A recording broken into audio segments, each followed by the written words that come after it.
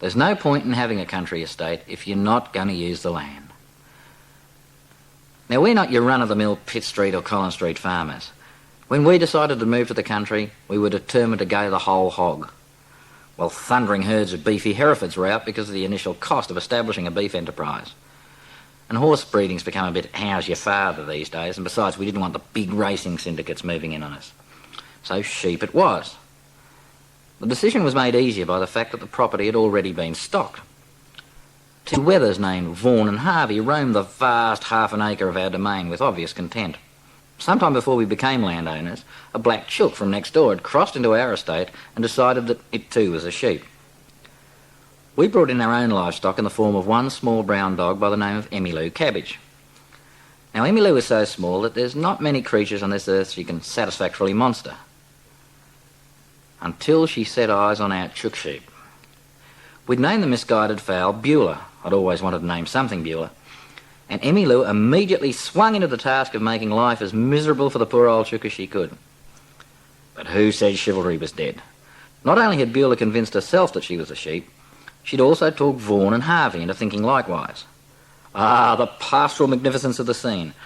One small brown dog displaying all the prowess of a master hunter being fended off nobly by two magnificent sheep defending their sister, the chook. Now, this couldn't last. Some appreciator of fine stock had botted Vaughan and Harvey from the previous owner, and one day we returned home to find them vanishing into the distance towards Matt Crow's wine bar, their little faces staring wistfully through the rear window of some trendy hobby farmer's Volvo. Enter Charlie Pride. No, not the country music singer. Our Charlie Pride was originally a housewarming present. An understanding couple went to a great deal of trouble to find the fattest Suffolk lamb in Christendom. With his noble black features and manly physique, plus a singing voice destined for greatness in Nashville, what other name could he be given but Charlie Pride? With his breeding, we figured Charlie would add a little class to our faltering bloodline. Now, he had no illusions about Beulah being a sheep, no way. He did, however, quickly decide that he was a chook, and took to roosting with our 14 bionic fowls each night in the chook pen. He also took to eating their laying pellets and drinking their water. Sounds reasonable?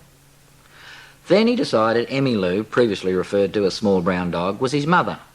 Fair enough. A young sheep and a long way from home. Then Emmylou decided Charlie was a dog, and interested in such doggy pursuits as fighting and being bitten on the ears. This confused Charlie somewhat, as he didn't really think that that was what mothers were for. Run-ins with our previous sheep had cured Emmylou of seriously chasing chooks. But then we got a new problem. Charlie took to chasing them.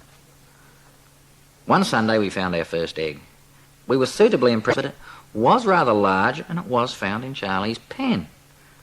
Oh, we quickly sent away for a pamphlet from the Department of Ag.